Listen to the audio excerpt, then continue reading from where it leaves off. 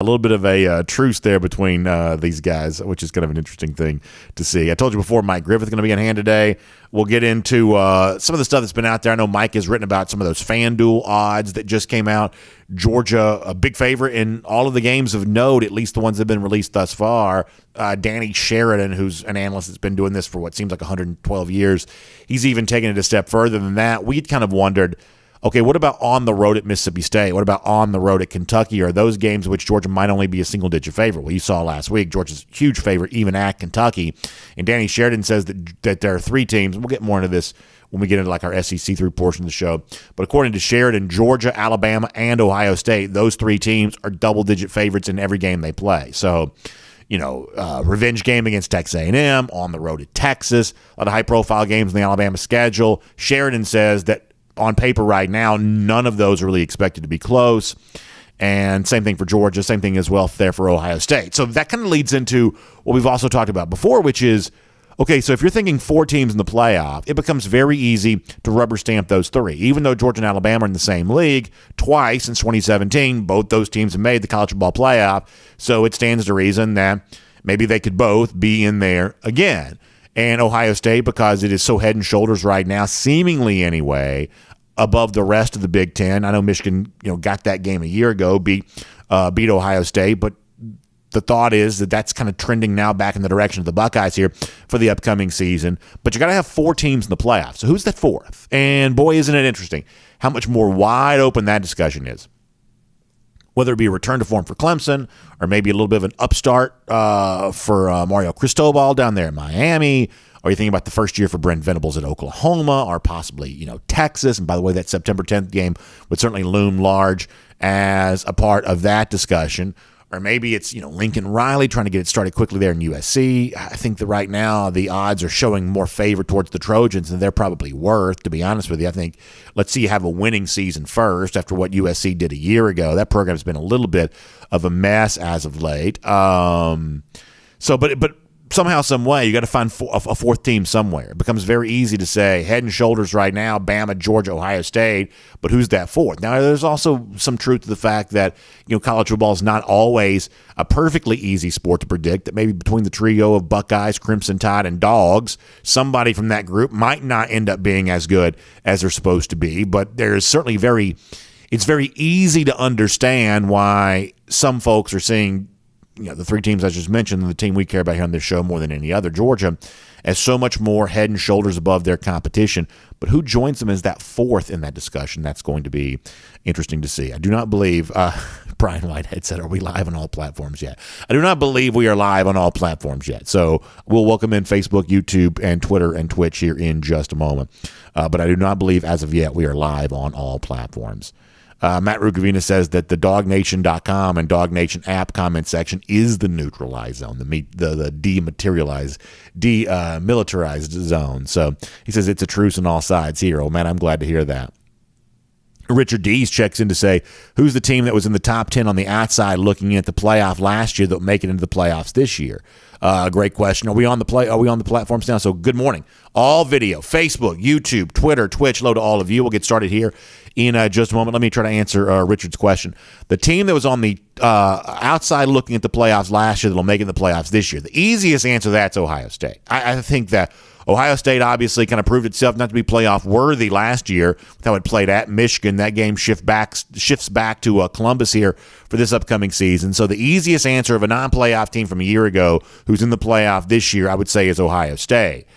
As far as return to form, I mean, what's interesting is like you think about teams that are commonly in the playoff like Oklahoma. That program's got an entirely different feel now that Brent Venables is the head coach there. Clemson. Right now, Clemson not being in the playoff a year ago, this is a really big year, teetering on the brink is Clemson of. I mean, right now you don't see a lot of recruiting momentum for the Tigers. Dabo Swinney, and some of y'all know I'm a little bit of a, probably cut from a similar cloth to Dabo in that I like some of the ways that Dabo goes about his business. I would sort of hope that works because his vision for college football, I think, is probably pretty good for the sport in general. So while I don't like Clemson, some of Dabo's tactics, some of Dabo's mindset is probably, I would say, probably pretty good for college football. So I'd like to see it work out. But you got to have elite talent. And, you can say, we're not going to get invested in the drama and recruiting. We're not going to get, head first in transfer portal. Well, good luck if you don't have enough elite talent. And that's what kind of Dabo is confronting right now, where he may be fighting a good fight, in terms of trying to keep college football what it's been, but there is still a necessity to have a roster filled with elite talent. And I think right now you're left to wonder, does Clemson have enough? Maybe they do, and maybe they're right back in the college football playoff after being out a year ago. Had a long streak of playoff appearances, as you know, prior to that. But they are one of the more intriguing teams here this year, and how much of the magical recipe for Clemson also went to Norman, Oklahoma with Brent Venables. Fun topics there for sure. All right, let's roll through a few more quick comments, and we're going to start the show after that. We're trying not to be too late here. William Perry checks in to say, go Dogs. William, hello to you. Richard Dees also gives you, how about them Dogs? We always love that. How about them indeed? Matt Rugavina said, did you see that game day is going to be for Ohio State and Notre Dame first week? Yeah, it's kind of funny. Ohio State's a huge favorite there in that game, but obviously these two big brands going against each other, you understand why game day would kind of gravitate in that direction. And then you've also got, LeBron James talking about the game a little bit. I know Kirk Herbstreit's kind of, through social media anyway, reached out to LeBron about being guest picker. So there is definitely going to be a lot of hype around that Notre Dame-Ohio State game, no doubt about that. William Perry also asking about getting back together again into Marlowe's Tavern again soon. I had a little bit of a Marlowe's conversation yesterday, so hopefully we can announce something about that here pretty soon. I'd love to be able to do that. That'd be great. Brian Whitehead said, how mad are the Bammers about the noon opener? I've seen the Texas people actually more mad about this. And if anything, they ought to be used to it because they play a lot of noon games because of the Fox TV contract.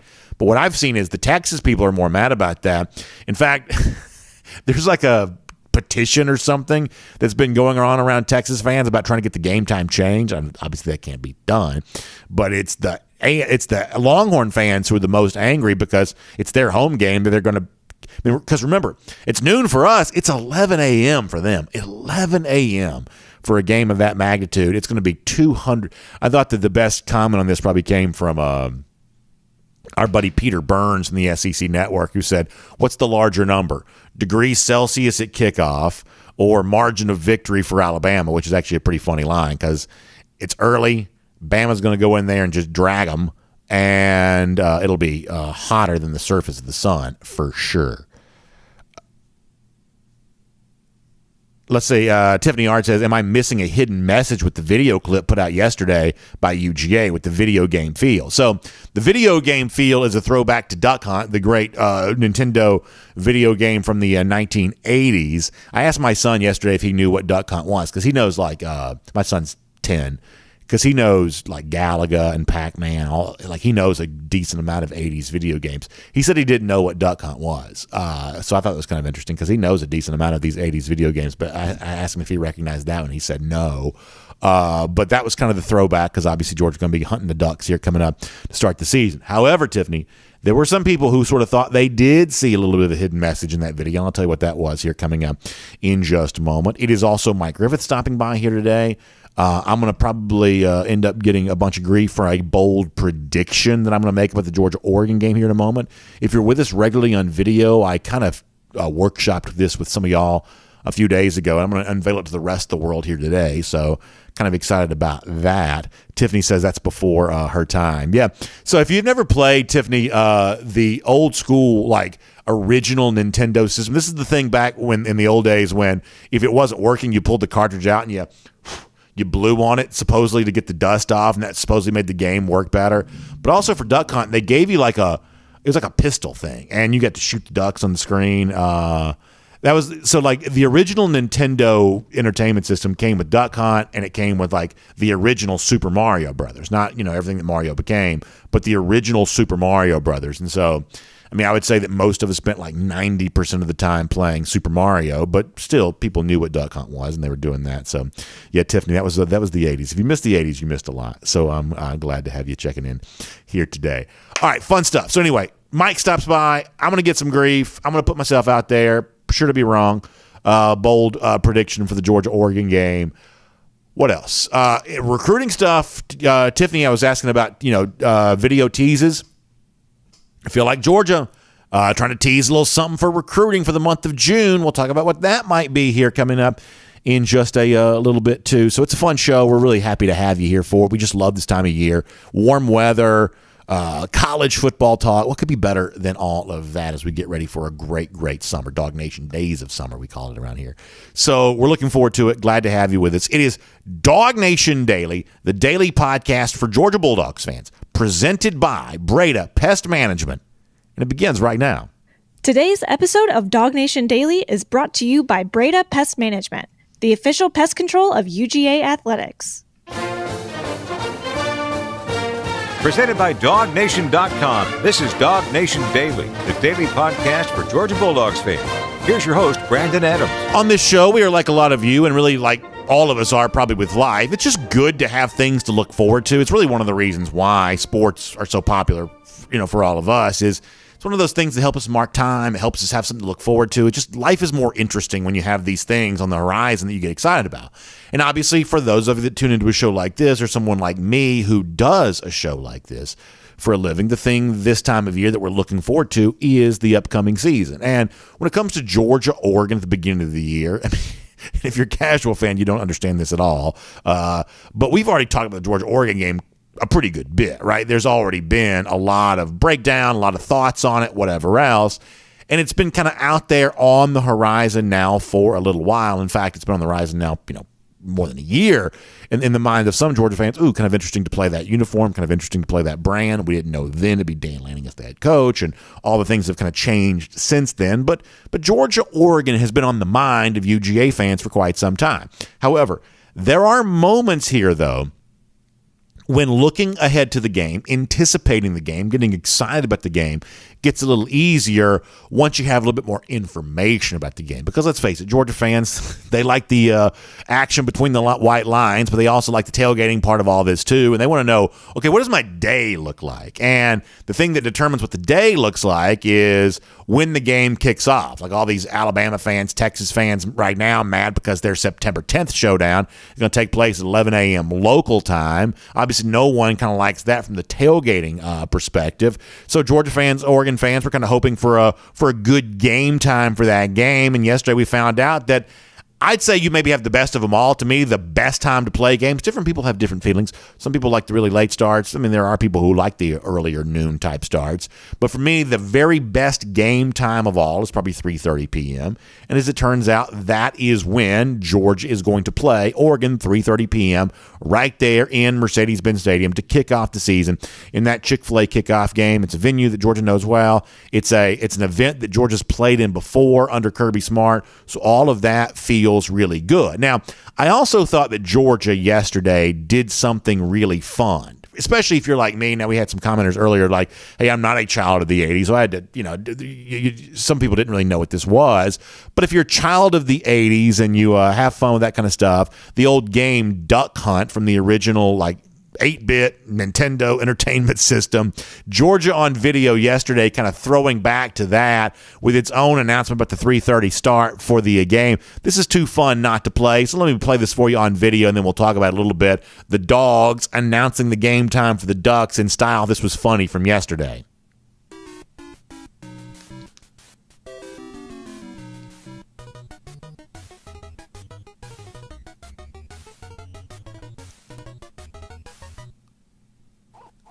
So that was fun, and Georgia doing that. I think y'all could hear that, but I couldn't on my side. The old, music and the old very, very basic graphics and all of that. And I've told you before that, for me, these kinds of things for Georgia are probably pretty important, right? Because, listen, Georgia's got a very buttoned-up head coach, very, very business-like approach from Kirby Smart, and that's kind of what we want Kirby Smart to be, right? We want Kirby to be that focused, that intense, that laser locked on, whatever the task is at hand. We don't want him to be joking around, being goofy. I mean, it's kind of nice to have, a little personality from your head coach, and Smart does, but when it comes to the football part of this, Georgia fans are pretty comfortable with Smart being as intense as he is. That's certainly the case. However, if you're going to have a head coach, the leader of your program, the voice for your program, that's that intense, man, you got to try to have some fun somewhere. And so I told you the other day that having good videos and having kind of a little bit of a social media personality is actually more important for a program like Georgia because of the fact that the head coach is going to be leading the program in such a way with all business approach, very intense approach, that trying to find a way to stop and smell the roses somewhere else is probably a pretty important thing to do. And we kind of like that when, Georgia had a video the other day we thought was kind of an example of that, kind of teasing a little bit of a slight uniform change. And that feels like the kind of thing that Georgia should look for opportunities to do when it can, because you've got a very intense head coach who, for the most part, takes a pretty all-business approach. Same thing here with finding a way to put a humorous, fun spin on the Oregon game time announcement. That's probably a pretty good thing. Now, watching that video, and if you're on video watching us, you probably saw it. Maybe it was the first time. Maybe you saw it yesterday. There were also some Georgia fans who thought maybe they saw a little bit of a clue there about something. When Harry Dog pops up, the way the dog would have in the old Duck Hunt video game, when Harry Dog pops up there, you see him wearing the black jersey. For a lot of Georgia fans, they were like, is that an homage to the fact that Georgia might wear black jerseys for the game against Oregon? I don't know the answer to that question, but it was certainly interesting, and you'll see it on video here again for those of you watching. It was certainly interesting to see that with the Mercedes-Benz State in the background. This is all just really good. I mean, this probably was a lot of work, to be honest with you. It's certainly more than my online capabilities would allow me to make. But Harry there in the black jersey, some folks wondered, is this an example of, is Georgia going to wear the black jerseys there for the game? I guess we'll find that out a little bit later on. But pretty fun stuff with Georgia with the video release. And, of course, as we said before, Kirby's actually kind of already talked about the Oregon game here a little bit there as well. He was with the Chick-fil-A folks. They run the game, the Peach Bowl folks, at their celebrity golf tournament the other day. And one of their PR people asked him at the time about, how much he's kind of already thought about the Oregon game. Sharp contrast here from the social media department. The video folks having fun with all of this. Kirby Smart, now he's not having fun with the Oregon game. He's getting ready for it. He's trying to figure out what the Ducks bring to Atlanta there for that game. This is what Smart said about Georgia-Oregon a couple of weeks ago. Here's Kirby. We looked at them in the spring and kind of studied those guys. It makes it awkward, the new head coach. You can take the film and the things. You're really looking more at who the players are than anything. Very familiar with Dan Lanning, very familiar with a lot of guys on the staff. His offensive coordinator was at Auburn and also at FSU, so we looked at those guys. But got a lot of respect for Dan and what he did for our program, and know he'll do a really good job there at Oregon. So Smart says we're trying to get ready for the game, and you're watching film, and you got to try to figure out, okay, this player, including quarterback Bo Nix, he was at Auburn, so maybe you watch some Auburn film, or maybe you go back and watch some of your own film, kind of a little bit of a self-scout of what Lanning was doing, what his tendencies might have been that may be slightly different than maybe what Kirby wanted to do. Does that give you a hint about what kind of head coach is going to be, and watching the Oregon players who are still there trying to get ready for all of that? Obviously, even in the spring, Georgia's already thinking about those things, looking ahead to the first game of the season. And around here, we're kind of doing the same type of thing. And when we can, I think it's really fun to give a bold prediction. Now, here's the thing you got to understand, is that a bold prediction has to be bold to be a bold prediction. In other words, if I sat here and said, let me tell you this, now that this game time has been settled, and now that we know all of this, here's my prediction for the game. I believe that Georgia week 1 comes out and earns itself a win against Dan Lanning and those Oregon Ducks. Here's what you already know. That's not a bold prediction. Georgia's the reigning national champion, for goodness sakes. Dan Lanning's coaching his very first game ever. Georgia's already been established as like a 16.5-point favorite by FanDuel. The Wynn Sportsbook in Las Vegas the other day had Georgia as a 15-point favorite. Anyway you look, Georgia's more than a 2-touchdown favorite here. Me coming out and saying Georgia's going to win this game to start the 2022 season, that wouldn't count as a bold prediction. Frankly, nor would it count as a bold prediction if I said, not only is Georgia going to win, Georgia's going to go out and cover the spread. That wouldn't count as a bold prediction either, because the spread theoretically is sort of set at a place where there's about a 50-50 chance that the favored team would cover the spread, or maybe about a 50-50 chance that the team that's the underdog might cover the spread. But just picking the favored team to cover the spread, that's a prediction, but it wouldn't necessarily count as a bold prediction. So you understand the definition here of what a bold prediction would be? So if I'm going to make a bold prediction, obviously I don't have to. There's no law that says you have to, but bold predictions are fun. They're just fun to do, and we're kind of doing this in fun. We're not doing it to get attention or whatever else. It's just kind of fun to think about these things in this manner. So I want to give you my bold prediction for the game against Oregon to begin the season. I believe that Georgia is going to shut out Oregon. Now, that's really funny. Our producer, Michael Carvel, has put on the screen Dan Lanning doing the Oregon O, which I guess could stand for 0 here in this game. That's really funny for Michael there on that. And that is my bold prediction. I believe that Georgia is going to shut out Oregon to begin the year. Now, as I said before, it's got to be bold to be a bold prediction, and predicting a shutout is somewhat bold. But if you look a little deeper on this, it's actually not maybe quite as bold as you might think, because let's not forget, who is Georgia facing at quarterback here in this game? It is Bo Nix. Now, I probably think that Nix is a better quarterback than some of y'all do. But it's fair to point out that in 3 previous tries against Georgia, Nix has not fared very well, with better talent on those Auburn teams than he'll have with him around the Oregon Ducks on this particular Saturday to start the season. 3 previous games against Georgia, Nix has 1 touchdown, 2 picks. So it's not like Nix is lighting the world on fire when he's played Georgia previously, and that was with better talent around him than he'll have at Oregon coming up here. Also, in those 3 tries as the Auburn quarterback against Georgia, Nix's teams have only averaged 10 points per game in those 3 contests anyway. So against Bo Nix, Georgia's come pretty close to shutting him out in the past, saying that you could do that on the first Saturday to start the 2022 season.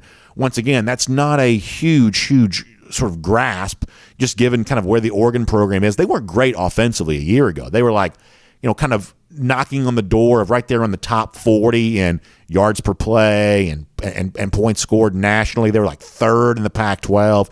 So, I mean, part of the issue that Mario Cristobal, the previous coach, had was he never really established a great offense at Oregon. You think about the old Chip Kelly-style offenses.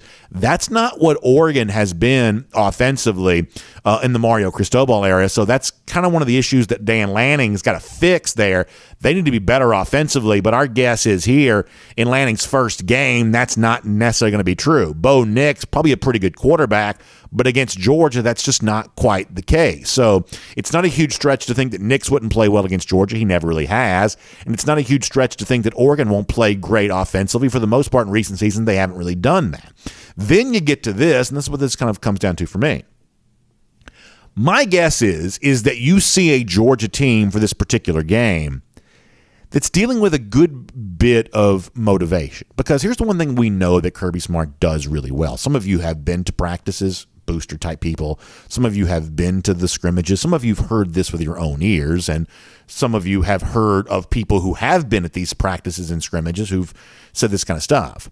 When Smart can leverage something for his benefit when it comes to motivation, he chooses to do that. I remember in 2019 when Georgia was thought to have, as Smart called it one time in a practice, the greatest offensive line in the history of ball. When he has a chance to be kind of, somewhat, mocking and sarcastic about something like that, to push guys who have accolades to be a little bit better version of himself. Some of you with your own ears heard Smart doing that at a scrimmage a couple of years ago. You don't think he's about to do that kind of thing with this defense? You don't think he's about to look at Jalen Carter and say, nobody thinks you can lead this defense the way that Devontae Wyatt and Jordan Davis and Trayvon Walker led it a year ago. People think that Georgia lost its defensive line when those 3 guys left. You don't think Kirby Smart's going to look at Jalen Carter and say, what are you going to do about the people who think the talent walked out the door when those 3 first-round defensive linemen left this program? Or look at Jamon Dumas-Johnson and say, no one thinks that you're a Nakobe Dean. No one thinks you're a Quay Walker. No one thinks you're a Channing Tindall. People think the talent walked out of this program the day those 3 drafted linebackers left. And the same thing with every other position group, on and on and on and on. You don't think that Kirby Smart's going to lean on that as some form of motivation for Georgia as you head towards the start of the upcoming season?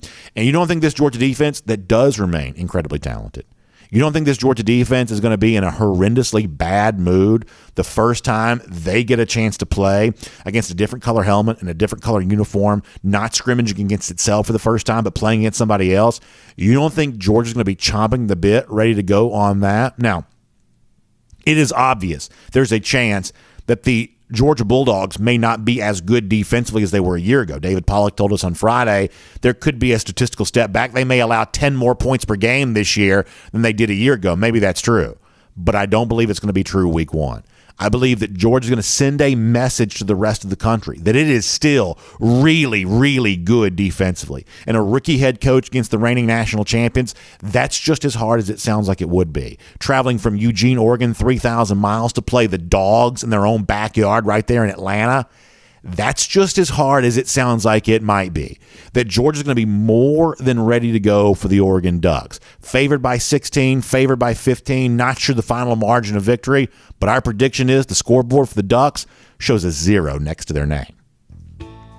My name's Brandon Adams, and this is DawgNation Daily, the daily podcast for Georgia Bulldogs fans. We are presented by Breda Pest Management, and happy to have you with us today. No matter how you get to us on video, 945, 1st and 15, DawgNation.com, the DawgNation app. On video after that, Facebook, YouTube, Twitter, Twitch. We're on the radio at noon on Athens Sports Radio 960 The Rev, and as a podcast, the Apple Player, Spotify, the Google Player on the Android devices, worldfamousDawgNation.com. A lot of ways for you to get in touch with our program, and we're just glad that you do that. And we're really grateful for our friends at Breda Pest Management who make it all possible. And listen, here's something else we're grateful for when it comes to Breda Pest Management. They are providing something for us right now that we desperately, desperately need. That's more money in our pockets. Now you may say, well, BA, how are they doing that? Well, let me explain. Did you know that when you switch that your termite protection, your pest control providing provisions, that word always trips me up a little bit. When you make Breda Pest Management your pest control provider, when you switch to them, you're going to save money instantly. That's going to put more money back in your pocket literally right away.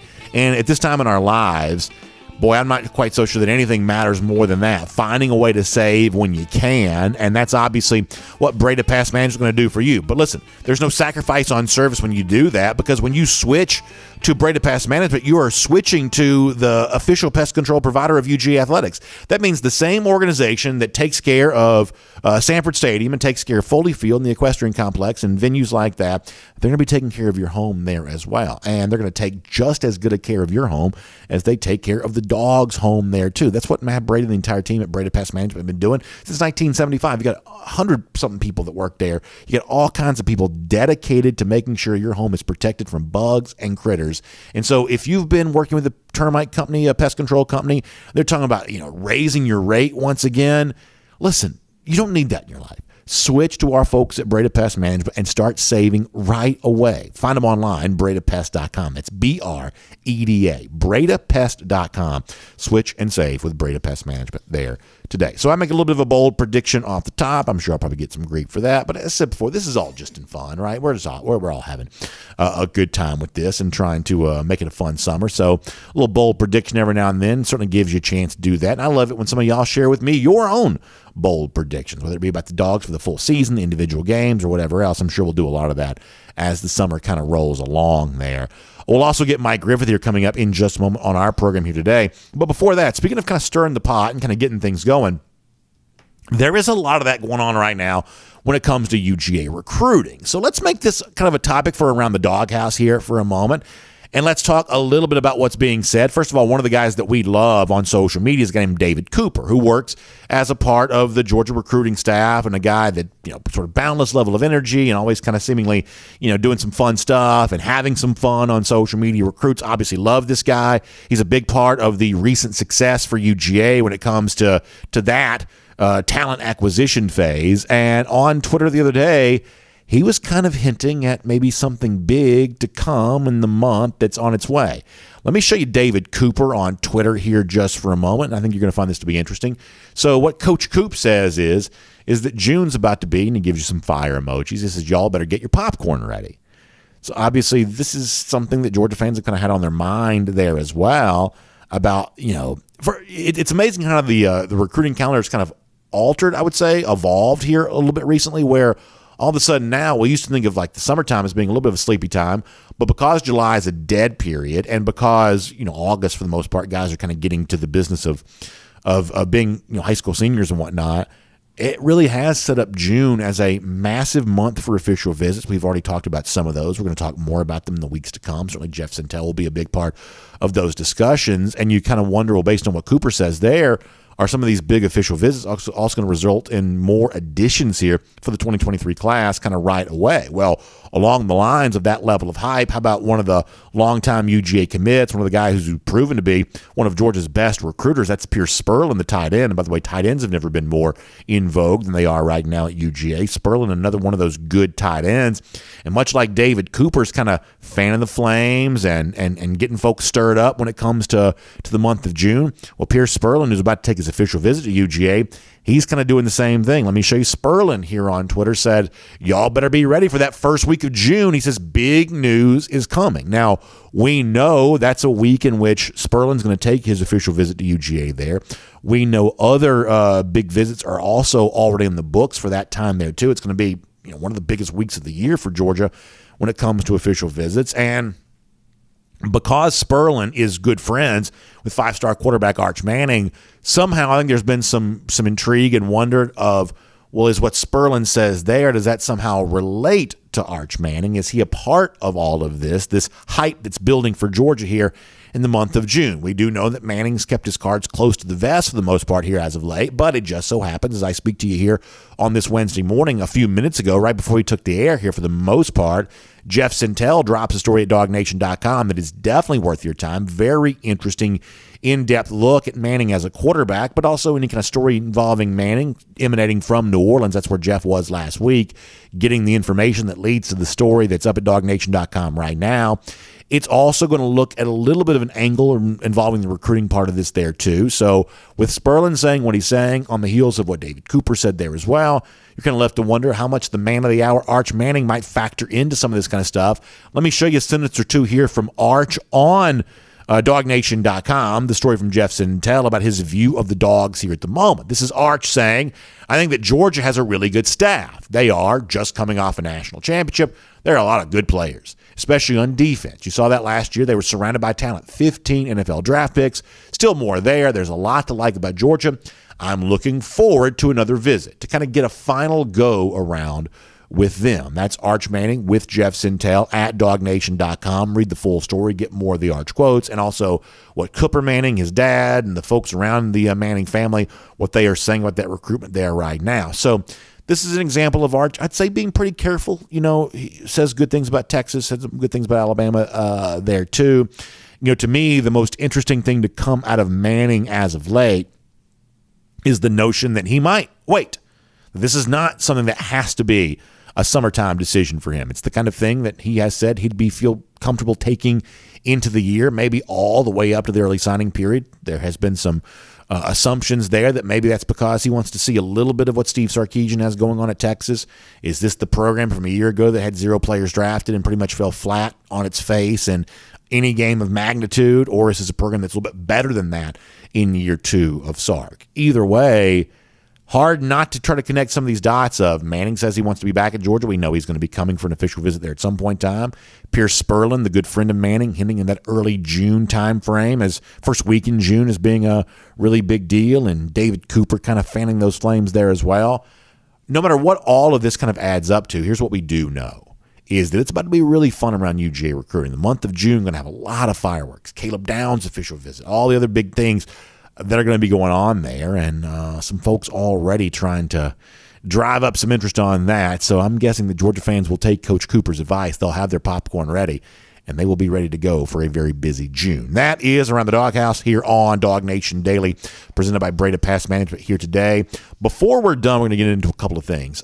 First of all, Georgia, an even bigger favorite than maybe some realize, and most of the games are going to be playing here this season. We'll talk more about that. Kind of interesting opinion about the thought process for Nick Saban as he enters what's a pretty crucial year for him. We'll kind of get more into detail on that. We've got some funny golden shoes to give you there as well. But for now, on everything going on around Georgia football, a guy who's been covering it closely, let's talk to Mike Griffith here on DawgNation Daily, presented by Breda Pest Management. From Athens and across the SEC or wherever the recruiting trail may lead, here's a DawgNation.com insider. A lot to discuss with Mike Griffith here today. DawgNation Daily, presented by Breda Pest Management. And, Mike, let me begin with this. Obviously, interesting news here off the top of the week. Marcus Washington Jr., really good-looking defensive back for the class of 2023, reclassifies now into the 2022 class. If you on paper, you got to say, that defensive back haul for Georgia now for what we'll call a year ago is about as deep and as prolific as any recruiting class going to be at that defensive back position. Washington's certainly now part of that. I've said now a couple of times, I don't believe that Georgia would be bringing him in if they didn't think he was ready to compete right away. Otherwise, they just let him go about his senior season, I'm guessing. So I think he's showing up for a reason to be a factor in all of this. But like the one question that seems to loom on this, I've been asked it a few times myself, is, well, how's Georgia doing this? We think of Georgia trying to, manage a little bit of a scholarship number crunch as it is, and lo and behold, now it's taken reclassified 23s into the 2022 class as another number to try to deal with and massage here. So I'll ask you the question that people seem to be asking me is, how is Georgia doing all this? Well, Brandon, when we talked with Kirby about a month ago, he indicated the numbers weren't as bad as we thought. We were thinking 6 or 7. He was telling me 2 or 3. So what I'm guessing is there's some blue shirts involved here. And for those that aren't aware, that's guys that maybe don't take their scholarship until after this coming season. I don't know who those blue shirts would be. I don't think they come right out and announce that. But obviously there's some moving pieces here, as you said. And it's important that Georgia reloads like this. I mean, the secondary has really been thin the last 2 or 3 years. I thought last year they really did it with Mears. I mean, it was so important that they got Darian Kendrick out of the portal, especially after Jalen Kimber was injured last fall. So they've just been razor thin back there and really had a lot of mistakes covered up by that front seven. Listening to guys like Chris Smith and Lewis Seam telling us, we're not as good back there as you guys think. Those other teams just don't have time to get to us. But obviously that secondary grew up. Keely Ringo got much better. Christopher Smith returns, so important. William Poole was a guy that stepped up. Dan Jackson. And yet you realize and think you've got to have some better talent back there. I thought Dalen Everett looked great in the spring game. And now to your point, you add yet another talented player in the secondary. And this could be a team that's going to grow right before our eyes, because I as good as I think the front seven can be again, I don't think they'll be as good as they were last year. And that secondary is really going to be tested, and they're going to have to grow up fast. And what's interesting about that, as you said, the last line there about growing up fast, I mean, from a measurable talent standpoint, I don't know you could do much better than Georgia has at what we think of as the cornerback position. I'm assuming that's what Washington's coming to Georgia right now to do, is be another cornerback. And, I mean, you watch guys run, you watch guys jump, you watch guys do things that athletes do. Georgia at the cornerback spot looks about as good as anybody can. But other than Ringo, man, these guys are young. You mentioned no Darian Kendrick here right now, a guy that had played a ton, hadn't always played great in big games before coming to Georgia, but had played in a lot of games. Opposite Ringo here for this upcoming season, Georgia may have a very talented and eventually maybe even a very good cornerback, but deciding who that starter is going to be is coming from a group of guys that just haven't played a ton of football as of yet, or in the case of maybe the most talented guys who haven't played any football at all as of yet. Yeah, that's why I said it's going to be real interesting to see how fast these guys grow. And, and unfortunately, one of the things we have to take into account with these recruiting classes, I mean, it usually meant there was a pretty good chance these guys were going to stay their whole career. But, boy, I'll tell you, with the portal, you just don't know. And if kids don't play right away, they leave. I mean, Georgia lost 7 guys to the transfer portal, and 4 of them had starts. And so you look back and you go, man, how much would it have helped if some of these guys would have stuck around for depth and experience and things like that. So it is important to recruit like this every year. You're certainly helping yourself out when you're able to get guys like Washington, like I said, Dalen Everett, who I thought looked really good. I know he got beat by Arian Smith on that deep ball, but he was in the spring game, but he was stride for stride. And not many receivers are going to run past him because he was right there with Arian. Kamari Lassiter was a guy, I think he missed the spring game because Kirby said he was ill. He was a guy that came on last fall, if you remember, and Kirby said he was kind of the rising star of the fall camp. So I do think there's some talent there. But to the point, I don't think you can have enough depth because this NIL, this transfer portal, it's just such a game changer. So I'll give you my theory on this, then we'll talk about something different here for a moment. I really don't care what anybody thinks about any individual player. I just think that when you're making an evaluation of an individual player, I don't care how smart you are, you're likely to be 50% right, 50% wrong. Just individual player evaluations are not an easy thing to do. But I do put a lot of faith in numbers. So if you can give me a list of Slim Singletary and Dalen Everett and Julian Humphrey, and now you add Marcus Washington Jr. in that. If you want to think about safety, you add a Malachi Starks in that conversation. If you're giving me that long list of elite recruits, I'd say the chances are one of those guys probably pops and probably pops pretty quick. Which guys are going to be? You may say one guy, I may say another. We may both be wrong. But if you give me a list of 5, the chance of you pulling one there, I think, is probably pretty good. And if you can pair that with a healthy Kamari Laster to go along with what you think of as a pretty rock solid Keely Ringo now, all of a sudden that starts to be a little bit of a recipe for something, of looking at those very young guys and saying it's not going to be all of them, but it's also not going to be none of them either. Yeah, I'd agree. I think the biggest hole back there is actually replacing Lewis Cine. With all due respect to Dan Jackson, I don't think you're going to see him on Sundays. And I don't really think he's a frontline SEC player. Kind of same thing with William Poole. These are not guys that, would start on half the teams in the league. But, they came up big when they were needed to. For Georgia, they play well within the system. They're assignment sound, and they can be, pieces when you've got everything else in place. But Lewis Cine, it leaves a big gap. I think he was one of the premier safeties. And, we'll see what Malachi Starks does. We'll see how fast they can get him plugged in. But to me, if there's one position that I worry about where maybe the numbers aren't great, who knows? Could there still be a transfer? I suppose. I know they said the cutoff was May 1st, but, they have waivers, and the NCAA pretty much grants all of them after Cade Mays boo-hooed and his lawyer, threatened, and all of a sudden the SEC changed the rules. So I think Georgia's going to be fine, Brandon. I'm just, it's hard to say you're going to take a half a step back. But, man, that defense was so good. It was so good. I'm actually doing a lot of research on it now. Man, these guys were good. I don't know if we really realized how great they really were, and I think we'll probably notice a little drop-off this year. One more thing on this topic here real quick, and you're right about the transfer portal.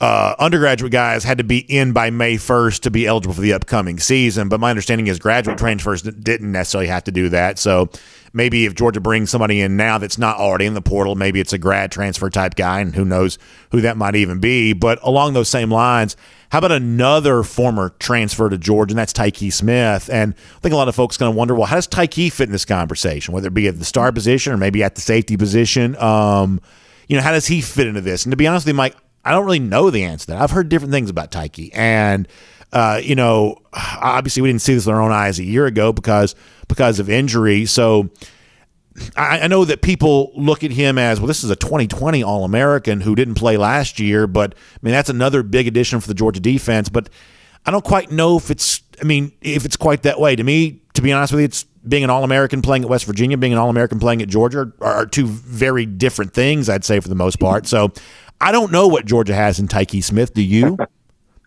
I think he's great against the run. I've heard he's really good in the box. I don't know where he's at in coverage. I suppose Georgia could change some things up with their safeties. I saw Tennessee do that one year back in the Fred White, Deion Grant days. They had a center fielder and another guy that was coming up in that star or bandit position, if you will. Monster man, whatever high school scheme you played in. Quasi DB linebacker. And that's what we're going to see from Taiki. Taiki is going to be great against the run. I think there's receivers and tight ends he can cover. I don't think you want to put him up against elite guys. But, the star position is so big nowadays with the way teams spread out, certainly against Alabama, which, let's face it, ultimately that's the roadblock that Georgia's going to have to get through if they're going to win back-to-back national championships. But I do think Taiki will be an immediate contributor, and I think we'll probably see him starting. I know we look at Georgia as a 3-4. We talk about him being a 3-4, but truly they're really more of a 3-3-5. So, and I think Taiki's at 5. He's at 4.5, if you will, at the star position. Important to note, the context for all of this is we can talk about these individual positions and areas where Georgia's trying to figure some stuff out. But as you've written at DawgNation.com, looking at FanDuel the other day and, the Win Casinos had some thoughts on this too. Georgia's still a massive favorite in almost any game of note for the upcoming season. 16 against Oregon, more than 2 touchdowns pretty much everywhere. Huge favorite on the road at Kentucky. Big favorite against Tennessee at home, I think 17.5, about 17 right now against Florida. Across the board, Danny Sheridan even says they're going to be a double-digit favorite in every game they play here this year. That across the board, this is a team right now that's at least not expected to be challenged in the regular season by the odds makers. What do you think about some of those point spreads that are trickling in? Yeah, I think it's fool's gold at this point. These futures bets always scare me because you just don't know what's going to happen. On paper, Georgia should be better than but how are these other teams going to change?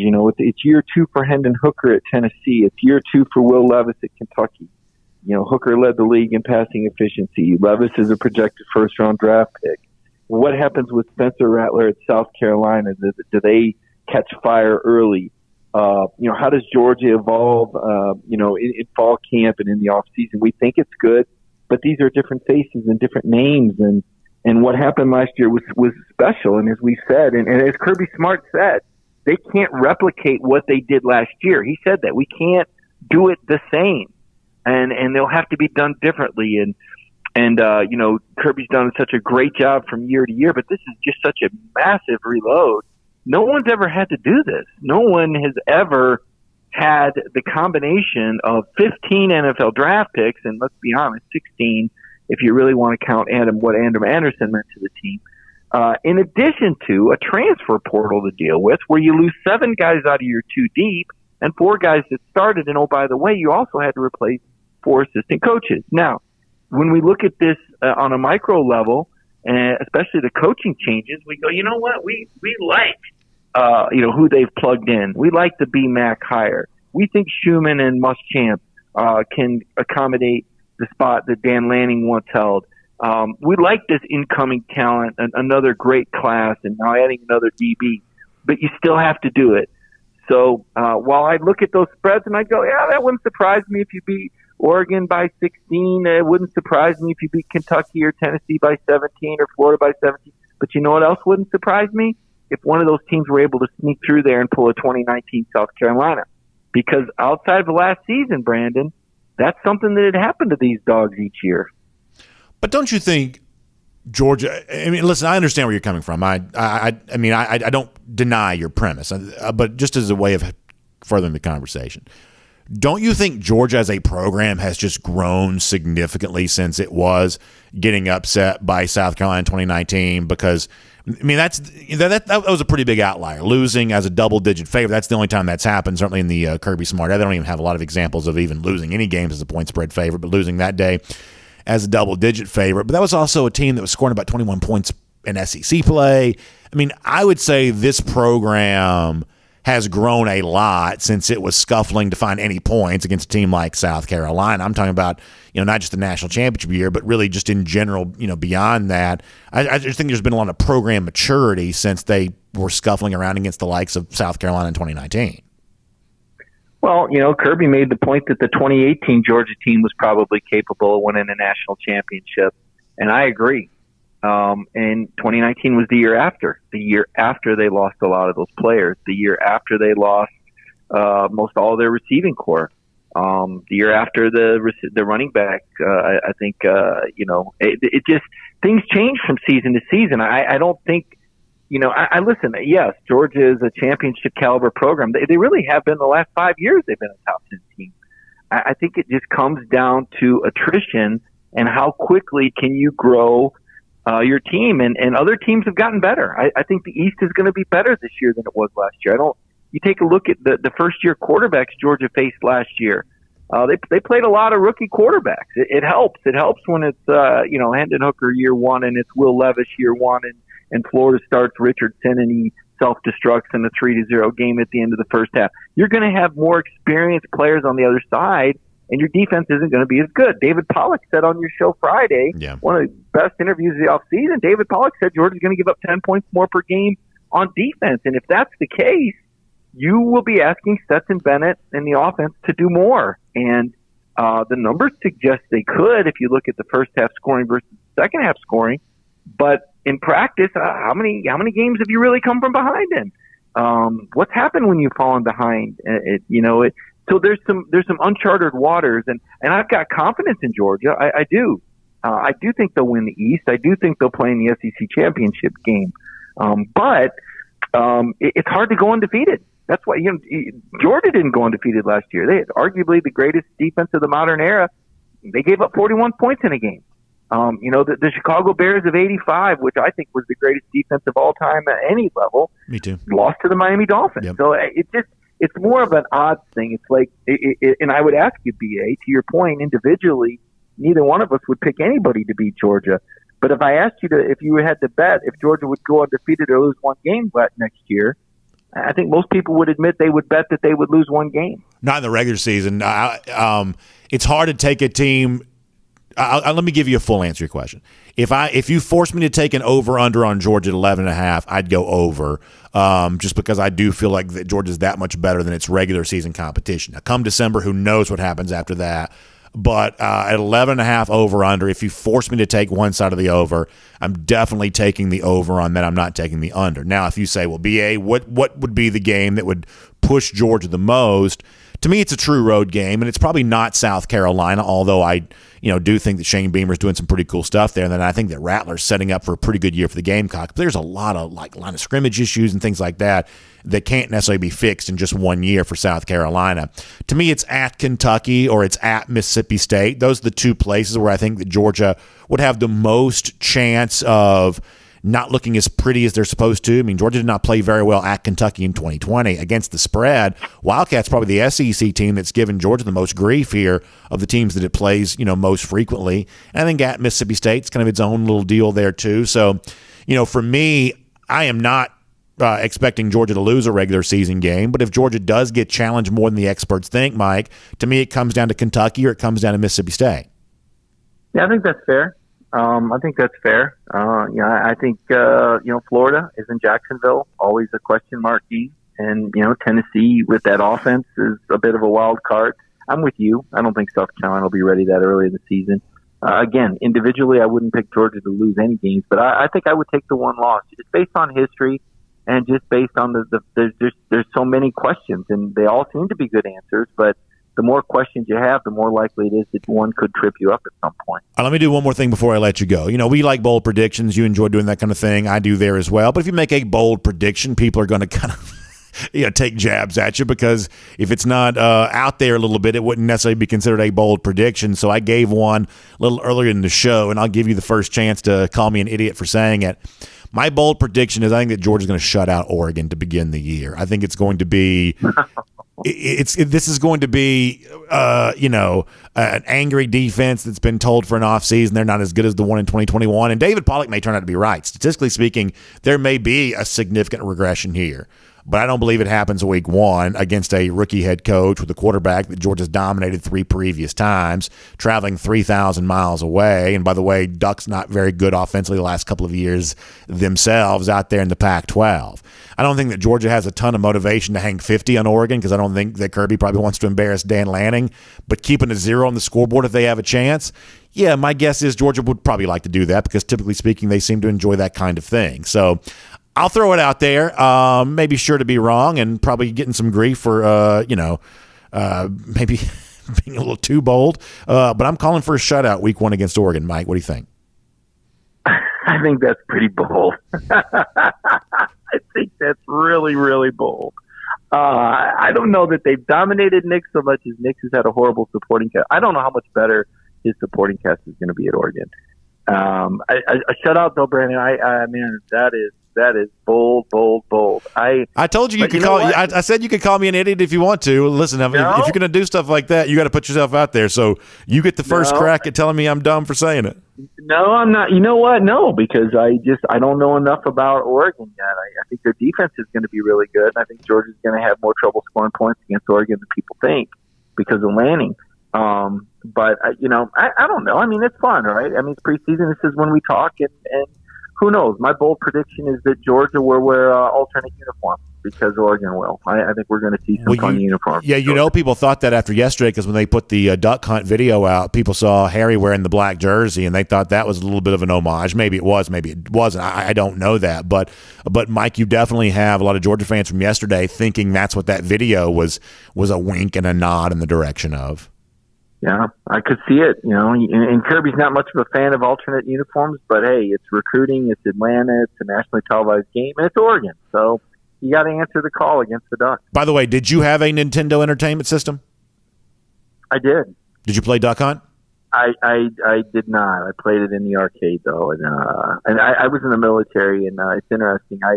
I was an expert with the M16. I felt pretty good about it, but outside of the military, I never really wanted to play with guns too much. Maybe in the video arcade occasion. But you said you did have a Nintendo. What did you play on it? I played Tecmo, man. I played Tecmo Bowl. Yeah, original Tecmo Bowl. And Mario Kart, of course, right? Who was your Tecmo Bowl team? Oh, it was the Broncos. Okay. I was a Broncos fan. No apologies. Elway fan all the way here. Yeah, this is the one thing where I'm going to lose my Georgia fan card a little bit because I loved being the Raiders, man. I've always had a little bit of a thing for. That's not fair. That's not fair. I've always had a little thing for Bo Jackson on these video games, and far be it from me to ever have any affection for an Auburn Tiger, but Bo Jackson was fun on that game and the original EA Sports College Football game, which came out 93, the old Auburn 83 team on that. Bo was pretty fun to play with these video games back in the day. I do have to admit that. It's going to look like that against Oregon with these crazy uniforms. Mike, good stuff. Thanks for being here. We'll talk to you soon. All right. Appreciate it. Let's take a look around the rest of the league. This is SEC Through.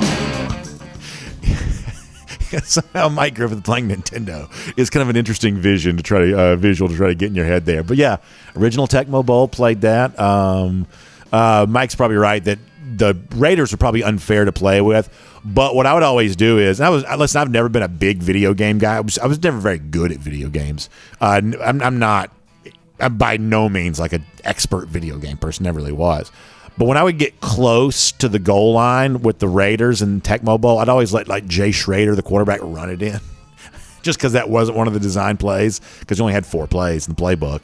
And I used to always like to see, I don't know, I used to do that. So that was the deal there. Pretty good stuff. Here's what else is good. Cruise around the SEC, courtesy of Royal Caribbean. Your chance to cruise with Royal Caribbean here this summer there as well. My wife and I were talking about a Royal Caribbean cruise yesterday. We want to be back on one again, trying to figure out when that might be for us. And you're going to be doing the same thing there too, whether it's the Caribbean or Alaska or you got, ports of call all throughout Europe and places like that. This is just a great time to be on a Royal Caribbean cruise vacation. What you're going to learn is that the destination's obviously great, but it's actually the ship itself. It's almost like a destination in its own right. If you're watching a video, you see the ice skating show, that these Royal Caribbean cruise ships have their own ice rink. Now, in times, you can actually, skate on them yourself, but you also see these world-class ice skating shows with Olympic-level performers in there. You also have full-fledged Broadway-style productions.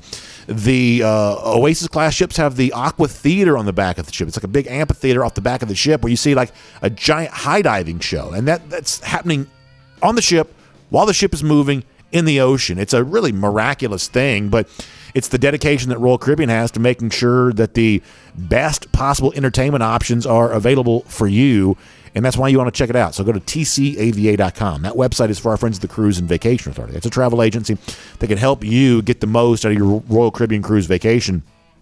You can also call 770-952-8300. That's 770-952-8300. Make sure you check out Royal Caribbean Cruises here this summer with our friends at the Cruise and Vacation Authority. All right, let's get your SEC through up and running here. We talked to Mike about point spreads a moment ago, what FanDuel has said.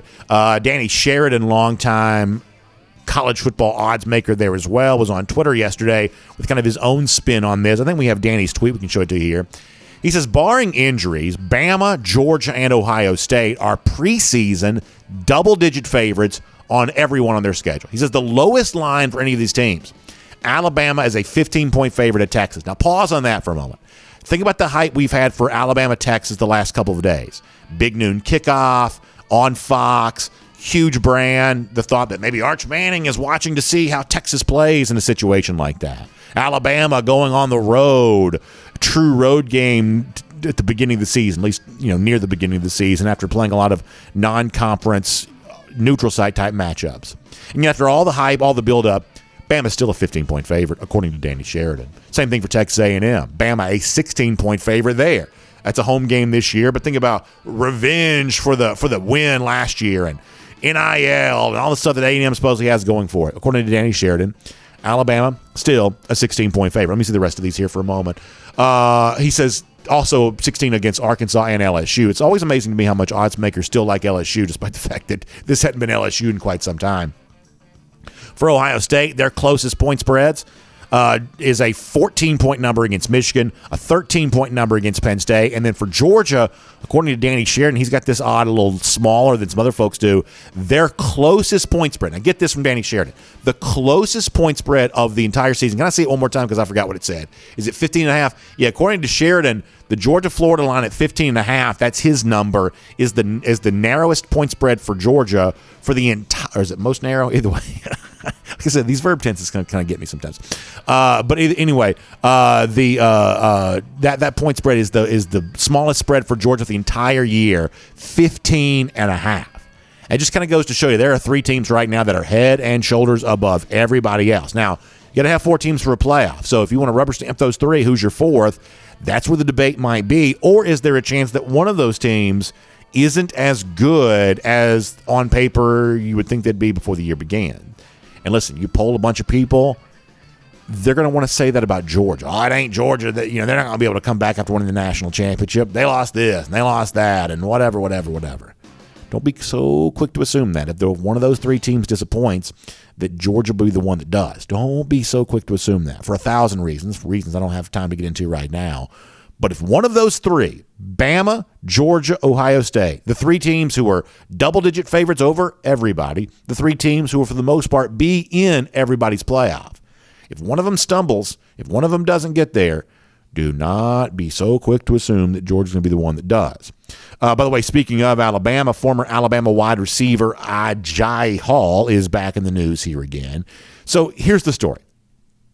So Nick Saban, subtweeted Hall like a million times while he was playing for Alabama, kind of complained about him after the season was over, essentially, in so many words, basically blaming his lack of commitment and dedication to the program as being one of the reasons that Alabama couldn't bounce back after Jamison Williams got hurt in the national championship game.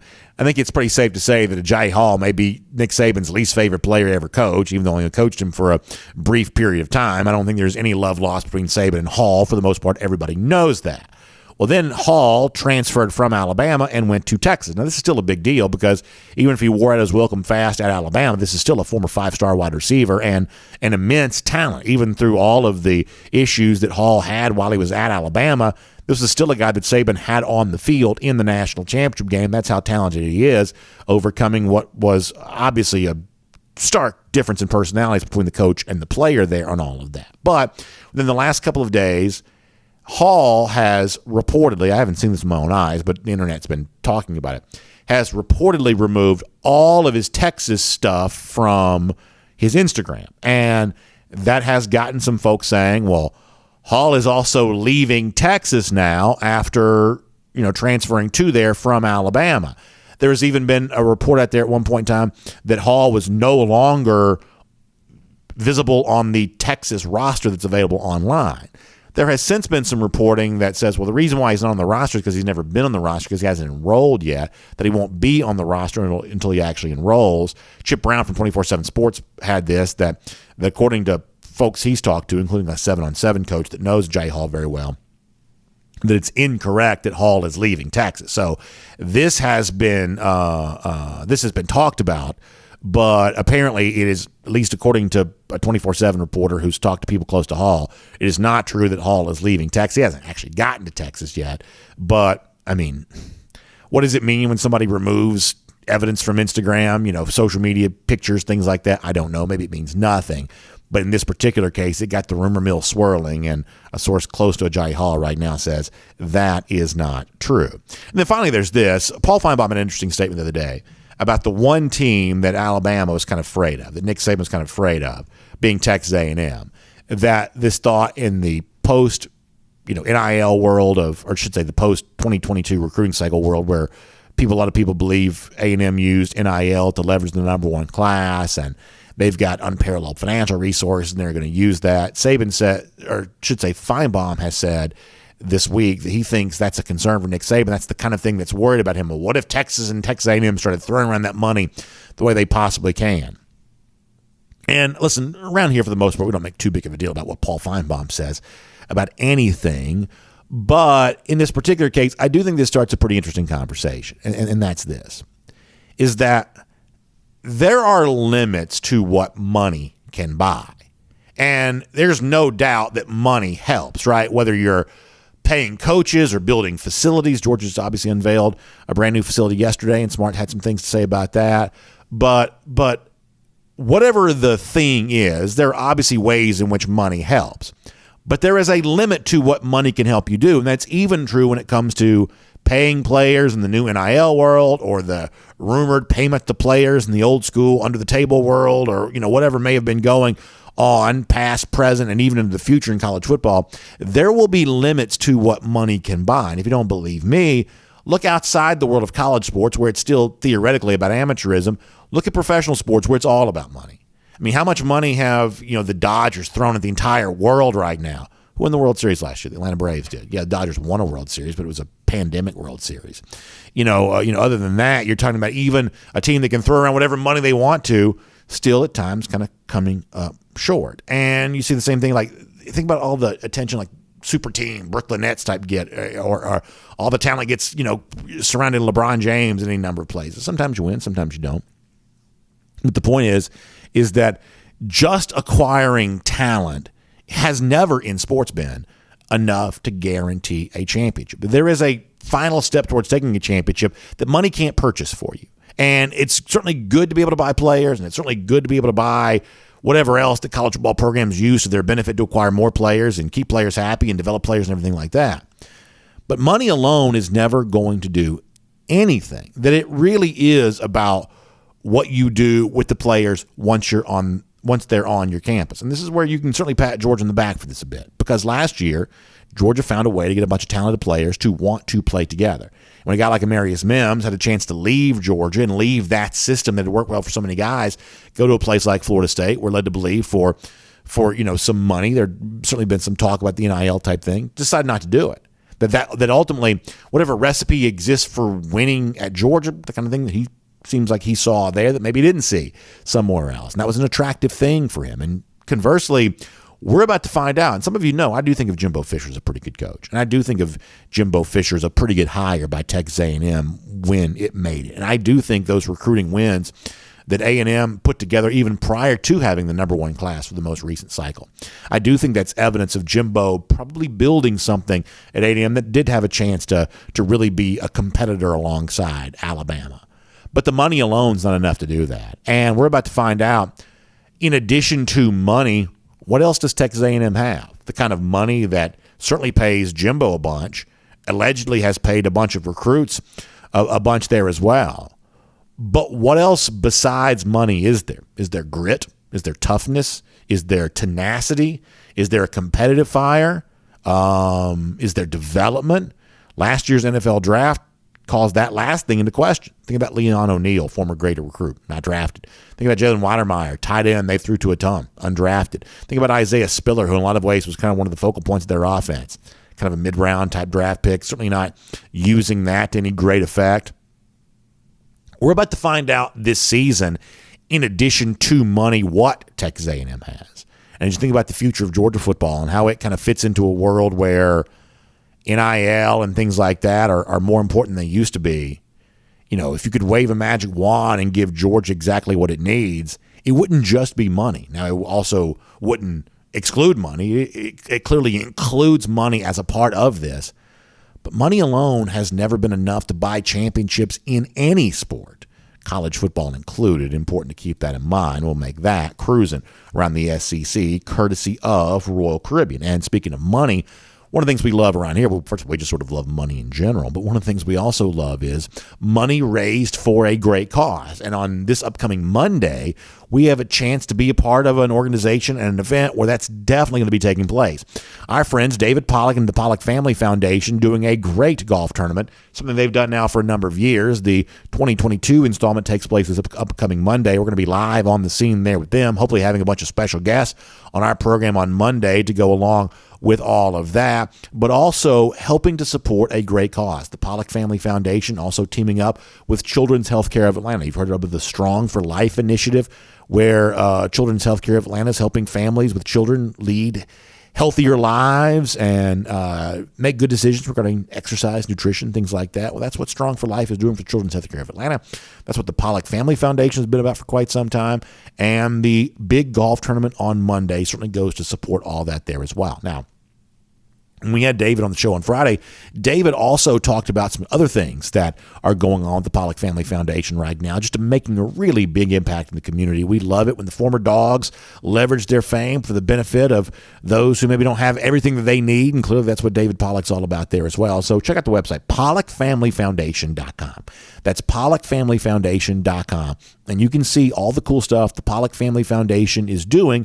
You can even get involved by making a donation and watching your money go towards a great, great cause. So make sure you check out PollockFamilyFoundation.com today.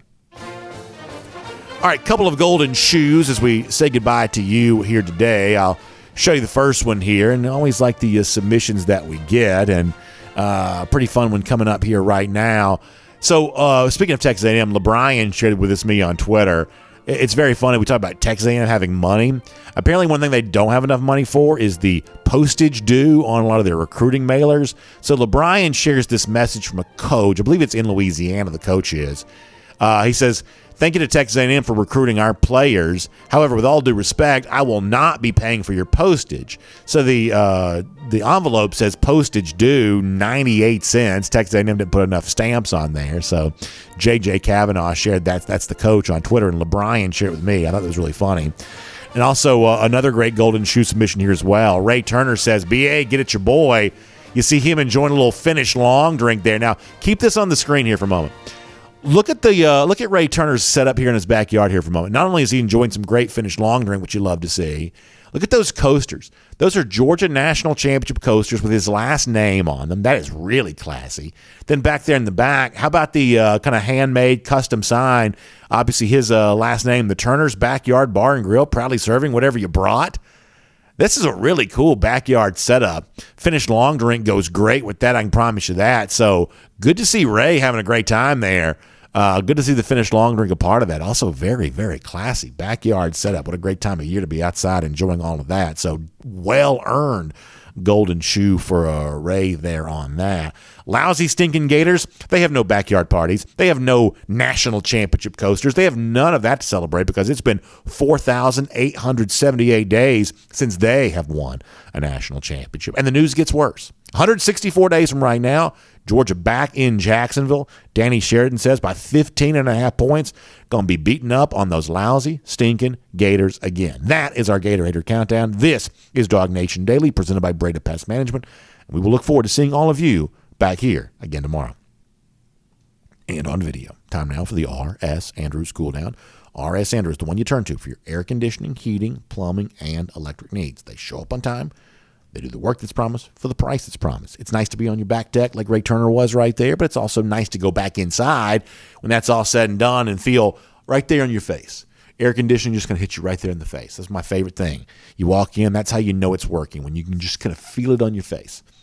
And if yours is not doing what it's supposed to be doing, if yours isn't working that way, time to get your air conditioning unit tuned back up to factory fresh specs. That's what RS Andrews will do for you. It just costs you $99. So check them out online, rsandrews.com, for a lot more on that. All right, we'll take a trip to the comment section here for a moment. Find out what folks have to say. I'll see you on TV tomorrow night, Peachtree TV for high school football. The unveiling of our first nominees for the Georgia High School Football Hall of Fame. That's on TV tomorrow. Looking forward to doing that. Y'all want to give me grief for calling for a shutout against Oregon? You can do that. I probably deserve it. We don't have a huge ego about stuff like that. So it's all on the table, and we'll start on Facebook. And here we go. On Facebook here today for the comments. Bill Sanders having a good time over here. Philip Jordan Wells as well. You'd love to see that.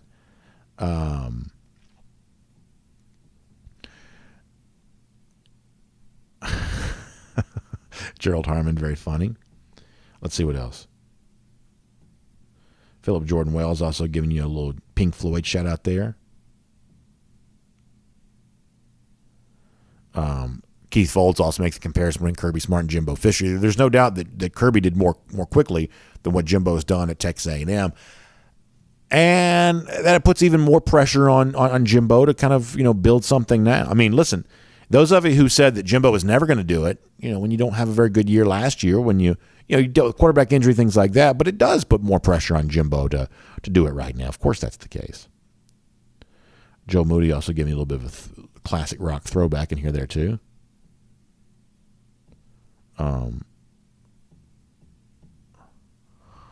Brad Oglesby said that maybe Auburn, one example of buying a national championship in the case of Cam Newton. Maybe that's the case. Isaac Cruz looking forward to football season. Love that. Let's see. Let's see what else. Keith Volt says that Jimbo's not in the class of Kirby and Saban. Yeah, I guess we're going to find that out. Here's the one thing I do think that some of y'all discount. And this is where I get grief as a supposed Jimbo home or something like that. You got to give him credit for winning a national championship. You do. Like what Florida State was prior to that breakthrough season for him in 2013, and by the way, follow that up with a playoff appearance in 2014. That was a significant accomplishment. Florida State had not really been playing at that level, for a little while prior to Jimbo doing what he did there. So in terms of, if you said, how do I want to word this? Who's about to really break through in the SEC? If it's Kirby and Saban who are on top of this league, obviously they are. And you said, okay, well, who's the next coach that could make a push to even be anywhere near that category? Is there anybody you're taking over Jimbo Fisher? And you may say no to that. And I would say, well, it's got to be somebody. There's got to be somebody kind of making a push for that. If because of the multiple national championships, if Saban is just ahead of Kirby, then who's just below Kirby? And I don't know you could make a better case for a coach other than Jimbo Fisher. Let's make it a little bit side-by-side comparison here for a moment. You want Jimbo's future at A&M or Brian Kelly's future at LSU? I'll take Jimbo at A&M. You want Jimbo Fisher at A&M or Billy Napier at Florida? I'll take Jimbo Fisher. You want Josh Heupel at Tennessee or Jimbo Fisher at A&M? That's not even a debate for me. I will definitely take Jimbo Fisher. Jimbo or Lane at Ole Miss? I know a lot of you like Lane Kiffin. For me, given resources of the program, Jimbo is the easy answer. Listen, I like Shane Beamer just fine, but, that's still a big leap to say that he can compete with if South Carolina did what A&M's already done, they'd build a statue for Shane Beamer. So there's a pretty big gap between Beamer and Jimbo. So if it makes you uncomfortable to put Jimbo and Kirby in the same sentence, I understand why it might. And if it makes you uncomfortable to put Jimbo and Saban in the same sentence, I understand why it might. Put Jimbo side by side against other SEC coaches and start talking then in that side by side, whose outlook, whose future do you like better? And that to me is where Jimbo is the winner.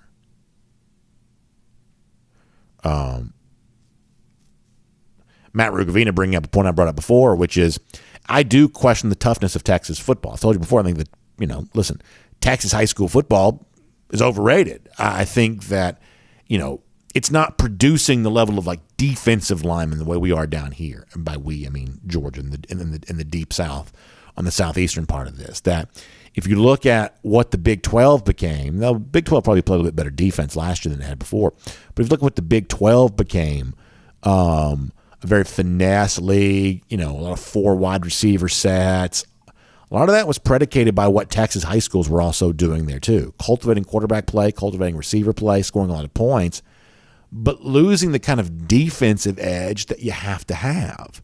And, the Big 12, which relies on Texas high school football talent to populate its rosters, just became a little bit too much of a reflection of that, I believe. And so that's really where the issue comes in. It's really where the issue comes in is that for Jimbo Fisher, who did work under Nick Saban, who did, cultivate tough teams there at Florida State, going to Texas A&M, you're taking over the team that Kevin Sumlin coached. Kevin Sumlin, kind of a Pac-12 type sensibility type guy. He left A&M to go to Arizona, was at Houston before that. This is definitely a finesse style football coach, and that's what Jimbo's trying to rebuild. A&M was in the Big 12 not all that long ago, and some of that stench still exists around that program of, this isn't 7-on-7. This is not two-hand touch. This is full combat physical football, and instilling that as an idea is as important as anything. Let's see what else. Hugh Nash says, I think that Josh Heupel did more with less than Jimbo did. Jimbo's Jews ain't worth the squeeze. So clearly, relative to expectations, Heupel did have a better season last year, and I respect Hugh's opinion on this. Brian Whitehead said, will Oregon have a Bo Nix Experience t-shirt? That's really funny. Really funny. Joel Moody also pointing out something that Kirby mentioned the other day. 30 players drafted from the state of Georgia. Not University of Georgia players, but 30 from the state. That's pretty amazing. Chadwick Ivory says the Tecmo Bowl was the best game on Nintendo other than Pole Position and Mario. I love Tecmo Bowl and miss it a lot. Yeah, I loved it too. I used to play Pole Position in arcades. That was actually one of my favorite arcade video games, that original Pole Position where you had like the gear shifting and the steering wheel. I used to play that all the time. You had 4 tracks. Eventually they made Pole Position 2. I think they had more tracks, but you had the 4 tracks to begin with. I used to love that Pole Position video game. Really, really did. But I never played that. I don't believe I played that on a console. I don't think. I don't think so. Let's see what else. Stuart Wiggins checking in the comment section. Let's see what else. Richard D says, I'm not being bold by saying that Georgia shuts out Oregon. He said they shut out Arkansas a year ago. That's a good point. That Arkansas team from last year, I believe, is better than this Oregon team from this year. So in terms of what's possible, that's clearly what's possible. I think that's a pretty good point. Let me go to YouTube here for a moment there as well, and we'll take another trip around the comment section again later on after that. Let's see what else.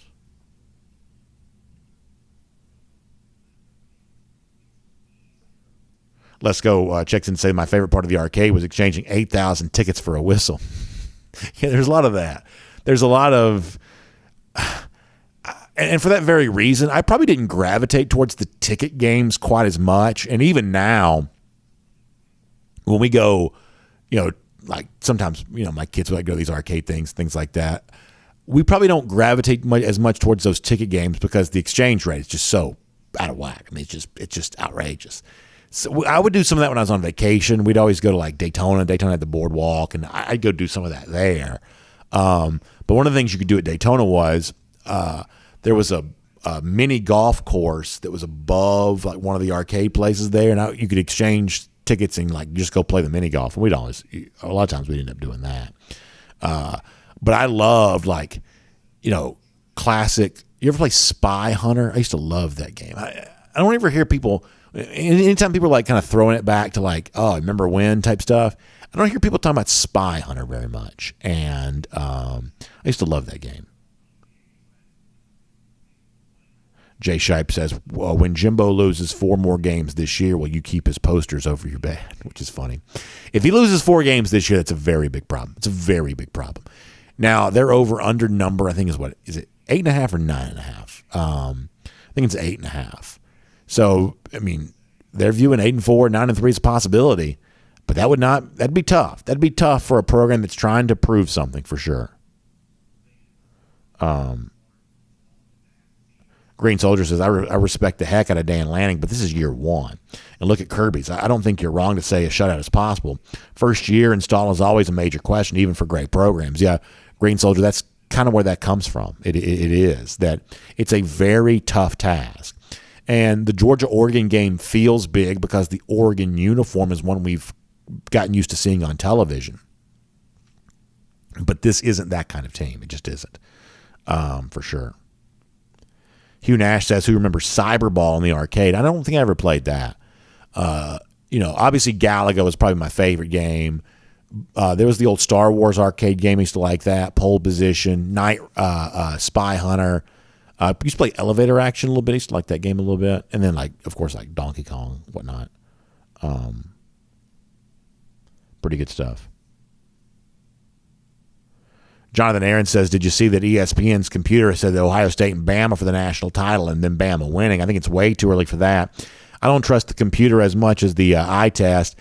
Yeah, I mean, I've kind of given up on some of that analytic stuff there as well, those computer things, as you call them. Georgia is third in the ESPN's football power index right now. They're also third at this point a year ago there as well, and obviously that worked out to the tune of a national championship.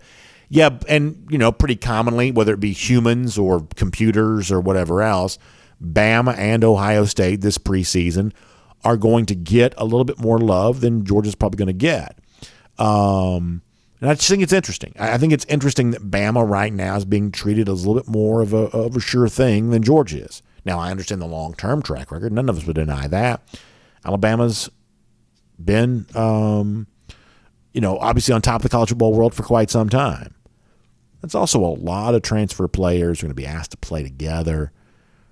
That's also a program that has put a lot of its program strength on the backs of smaller, thinner players, more prone to injury, I would say.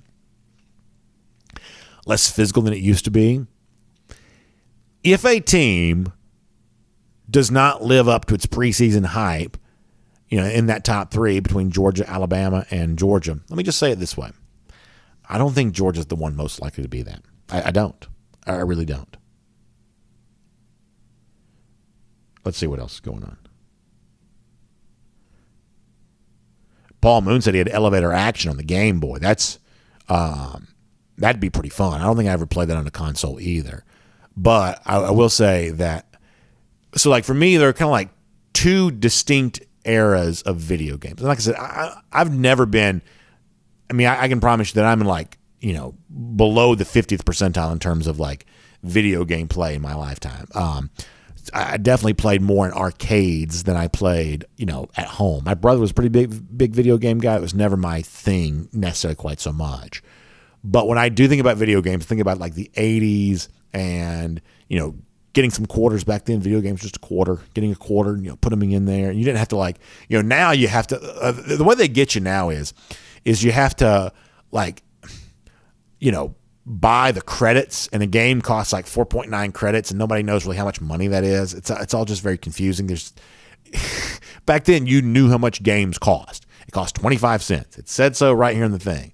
And you put it in the one slot, and if it didn't work there, you put it in the second slot, and for whatever reason, sometimes it'd work in that slot. But you put the quarter in the slot, it makes that great noise, that bloop noise when it took the quarter, and you're off and you're playing the game. That was a really fun era. Then my 90s era, to me, when I think about the Game Boy, even though there's a million things to the Game Boy, it's just that Tetris. The Game Boy might as well have just been a Tetris console, right? Because that's about the only thing I ever played on Game Boy. And listen, if you've never played Tetris, and we have some young folks in here, that's a really fun game. And it doesn't require a bunch of graphics or anything like that. You could pick up old school Tetris with 90s era graphics and have just as much fun with that now as people did back then. It's just a really fun, very, very addictive game. So when I think Game Boy, it is Tetris for sure for me.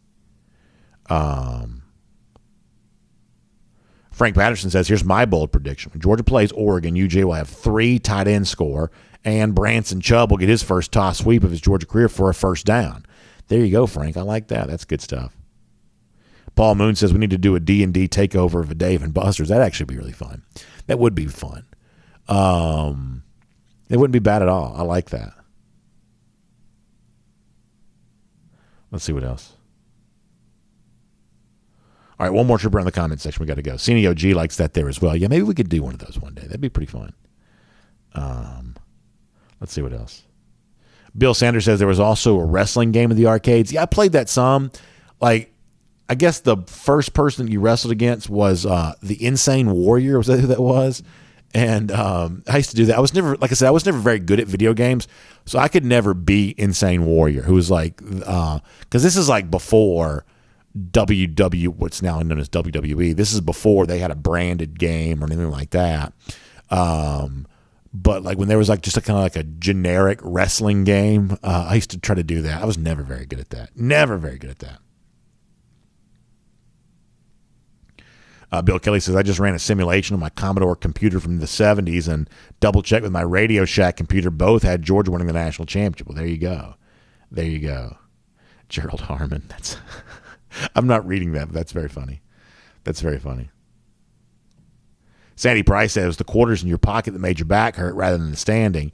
Yeah, listen, I used to love that. And the guy would like walk around the arcade with like I feel like Wreck-It Ralph is a really good movie because it kind of pays homage to a lot of this kind of stuff. But the guy that walks around with like the pouch on, and he's got all the quarters, he can give you change. That was always fun. That was always good.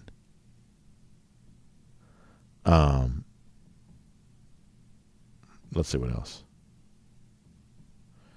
Gerald Harmon looking forward to Eric Gilbert, me there as well. Keith Folds doesn't want us to talk video games. I feel like every now and then it's just kind of nice to have a little bit of a lighthearted type deal. I mean, I do realize people come here for the Georgia football talk, but it's kind of nice to mix a little bit of both in. At least I hope that's the case. But I understand.